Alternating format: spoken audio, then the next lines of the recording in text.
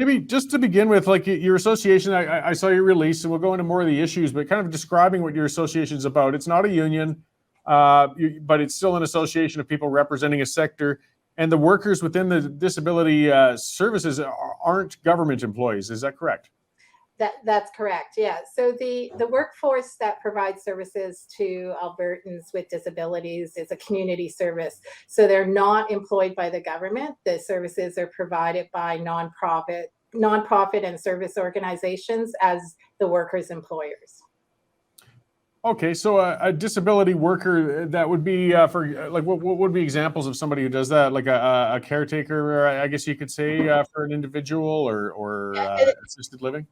Yeah, that's a great question, because oftentimes what happens is that there's a misunderstanding of who it is that does the work, and we oftentimes are confused with those that work in long-term care centers, extended care centers, or provide personal care attendance.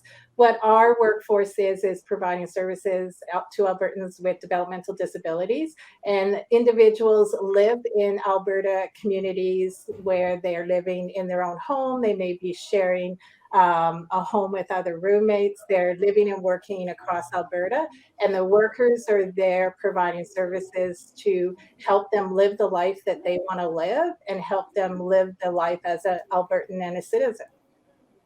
Great. So maybe onto your initiative then. The problem is, that the pay, unfortunately, to be blunt, from what I've seen, kind of stinks for such an important and challenging job, and it hasn't had a raise in quite some time now. What's going on? I mean, I guess that's a challenge, though, when it's not, I guess, one solid unit. It's not government employees. It's not a union. So how do you address having the wages? I mean, they should rise. They have to. The cost of everything is going up, and this is a tough, important job. So how do we get that raised up? Like, who are you petitioning to exactly, I guess we could say? So we're calling on the Alberta government because organizations and families who employ staff to provide the services, they receive funding from the government in order to hire staff. We have not had a funding increase for wages and compensation since 2014. So an already underpaid workforce, undervalued workforce, has fallen drastically behind what they should be being paid for this important work. And we are having attraction and retention issues to the point where people coming up into the system for services, organizations are not able to take new services on because we can't find staff to do the services we're doing already. It's a competitive market, and we need to be able to pay people adequately. Well, that's it. And the cost of living is rising. So this works through, it's kind of indirectly government funded, though. So it'll come from the government to a number of different organizations. And then how does that work towards, I guess somebody is hired in a circumstance, it could be at a group home, or it could be a family member hiring an individual, how does the hiring spectrum work with that? So the workforce is very diverse in the skill sets and the types of work they're doing. So you can have employment specialists, you can have community support workers, you have people in their homes providing all the care that somebody and support that somebody would need inside their home. And so in our workforce, we have about 15,000 workers across the province who are hired by a variety of organizations and families to provide this support. And each organization or family has its own government funding to do that. So when there's no funding increase, you either have to cut back services to give increased compensation, or you cannot increase compensation. So our last resort is always to cut back service. This is absolutely required service in our communities for these people. And so we are calling on the Alberta government that these funding contracts have to be increased to directly relate to compensation for staff to do this important work. Right. And so when you think about the cost of living over the last 8 years, so it's not even just what is currently happening now, there's not been an increase in that funding. So with the cost of living increases, service providers have other expenses, right? Insurance, maintenance, facilities, food, all those kinds of things are increasing, but their contract funding is not increasing. And so in order to just stay open, they have to start moving those funds from what would be called direct service money just to, pay insurance, pay rent, those kinds of things. Okay, so this which government ministry, I guess, would be responsible for this? Would this be social services or health, or where Yeah. does you say it's an annual budgetary sort of item, right? Right. So it's in the Ministry of Community and Social Services. And these services are called Persons with Developmental Disabilities or Family Supports for Children with Disabilities. Those are the areas where the funding is going. Okay, and then with disabilities, of course, that's a broad term, and a number of people suffer from a great many of them. But predominantly, what you're speaking of are individuals with developmental disabilities, I'm guessing. Right. Yeah. Yeah. So onset of that disability was before they were 18, and it's a very significant disability to the point where somebody needs support in their life in order to do the things they wish to do.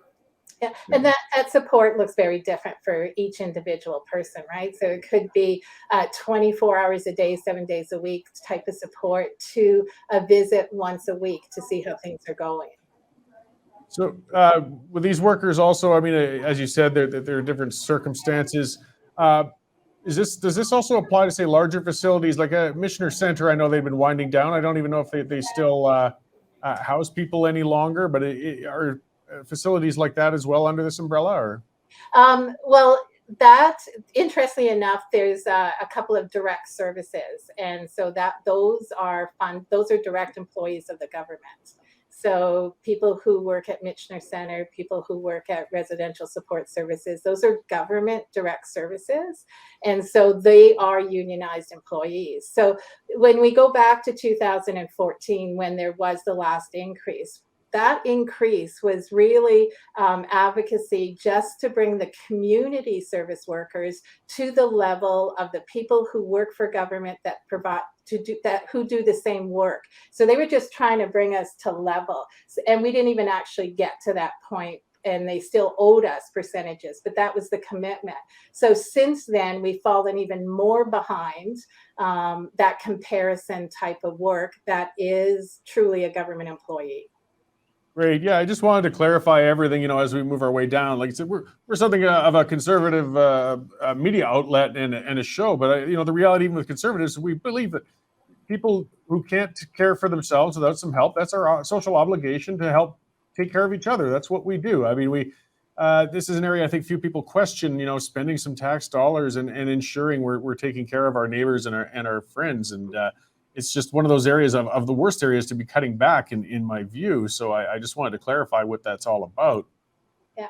And that's one of the things that as an association that we really emphasize, and it's putting the humanness in it. So, regardless of the government of the day or regardless of political views, we're talking about people and Albertans and citizens who require support to live the lives that they want to live.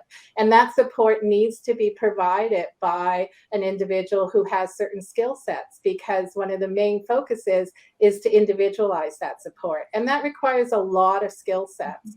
And, with the erosion of the workforce over, the last couple of decades and the cuts that were happening into human services, it's gotten to the point that people are not choosing this as a career because the wages are so low. We lost post-secondary educational programs because people were not going to school in order to become a community services disability worker because the wages were not there once they graduated. So it's a long-term kind of thing. We cycle in and out of crisis. But where we're at now is critical, and we need some short-term, immediate responses from the government in order to just keep people who are working now to stay working. And that's really the crisis that we're in. Yeah. So with that, and it would be difficult to make it happen fast, but I mean, you still have to start somewhere. So what would happen is they would release the funds that would go, presumably, if they wanted to increase it, it would go to a number of organizations, and that could funnel down through wage increases. What assurances would the government have, though, that the organizations would, move it down into wage increases? Like, would it be targeted spending? And there's history of government doing this in the past. There's mechanisms where that funding can be provided and released and accounted for. Organizations and families who hire privately are highly accountable for the funding that they get. And so there are ways to do that. We've done it in the past with previous governments back before 2014. And so we're confident that the money would go directly to where the problem lies and to the immediate need that we all have. Great. I mean, our government is, I mean, as I said, I'm conservative. I don't like seeing them spend blindly, but this is an area I feel, especially if they've been sitting on it for this many years. Hey, the budget's looking pretty good. We've got some good energy resources coming in. We've got a need. This would be a good time to top up on something like this, where we're helping our citizens and our people on the ground. I mean, God knows we waste money on enough other things. This is an important one they could certainly dedicate towards. Yeah, absolutely. And I think the other thing too, so we have two asks to our campaign. We have that immediate intervention to help us kind of get through this crisis. And then we have a long-term ask about the idea of having sustainable and predictable funding increases that go along with the cost of living, so that we don't see ourselves repeated crisis over and over and over again. So we don't want to see this kind of one-time influx of here's a bonus, right? We want to see an increase, and then we want to see a plan that allows people to have sustainable, predictable funding increases that allows them to increase the wages as we go forward. So going further to that, I mean, aside from, just funding, which is, of course, it's essential to everything, are there just other systemic changes or ways that things are being done that could be changed as well to improve the process? It sounds like it's a bit of a convoluted path from taxpayer to person who's receiving the services. Absolutely. We always talk about there's a whole bunch of balls that have to be in the air at the same time, right? Because it is very complex. So one of the things that we recognize in order to have it sustainable for people to choose this as a career is the idea of competency and certification. So at ADWA, we've also been working on a certification model that looks at a certain skill set.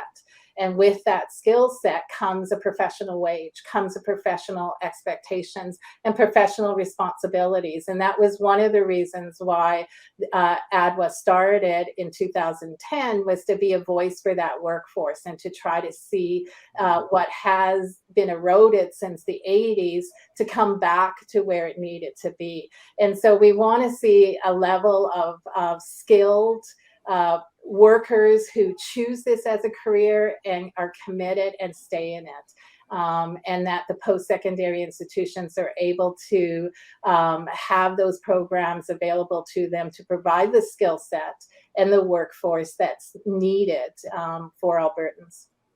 Well, I would imagine reducing turnover is very important in this too. Like, workers who develop relationships quite often with the people they're caring for, working with, and it's not good some people with developmental disabilities to have a number of changes and changing faces and things like that with their individual needs. So again, I mean, if there's better compensation, you're going to reduce the chances of people constantly changing jobs. Right, absolutely. And relationships are key, right? Relationships are one of the reasons why people who are currently working in the sector don't want to leave, right? So they are struggling. The stories that we hear on a daily basis are the struggle and the dilemma that they're facing, that they're passionate about what they do, they're committed to what they're doing, they're committed to the people that they work with, and yet they find they can't afford to stay. And if they can't afford to stay, they're making a choice now to leave. And that's the crisis. And then when they leave, we don't have somebody else with that skill set to come in. There isn't that recruitment to replace the person who chooses to leave. So that's that emptiness. And that puts people with disabilities with fewer staff that are available to provide the services, as well as the unpredictability of who's going to be working, who's going to be with me tonight in the evening, who's going to be with me tomorrow morning, right? So that inconsistency of the staffing for individuals is really, it really isn't fair to them. Yeah, and it's a competitive work market. I mean, if a person has to choose between paying the rent and keeping the job they like, well, they still might have to just take that other job that pays better and move on. And again, it's putting a very vulnerable sector even more vulnerable. So that's why I wanted to have you guys on to speak to it, because it's kind of sliding under the radar. You don't have you're not a union, so you don't have that strength in quite the making noise or lobbying government so directly, and we just don't want people to forget about that. So with your initiatives out there, you've got a petition and some other things. How can people support your efforts? Our website is adwa.ca, and we have, there it is in the button, the essential but forgotten. So one of the things, like you said, because we're not a union and we're a professional association, our role is really about advocating for the workforce, for people who do this work across Alberta. But we also feel very strongly about empowering our membership and the people who do this work to advocate for themselves. And so what we're seeing is support from families. We have support from self-advocates. We have support from members all across Alberta who are writing letters, having meetings with their MLAs, who are doing everything that they can in order to get this message heard. And, being on a show like this, we appreciate it, because you're right, having the misunderstanding of who it is and what this workforce is something that that is a challenge for us. And but I mean, a lot of people are talking about it, and that's a great thing. Great. Well, Paige and Shauna, I appreciate you coming on to talk to us today about it and the work you do. Is there anything else you'd like to add before I let you go? No, I just think go to our website, and we provide different examples. We give sample letters of how you can connect with your MLA, and we're going to continue doing that and posting. We have a lot of stories, and just kind of remembering who it is that we're talking about. We're talking about people, Albertans with disabilities, who require support, and we're talking about the people who are employed by community-based organizations that are providing that service. So it's really about people, and not about the money and the statistics. Great. Well, thank you again, and I hope somebody starts paying attention out there, and we can resolve this before there's any more damage done. So, again, thank you for coming on today, guys, and perhaps we'll talk again in the future on a more positive note. Great. Thanks very much. Thank you very much.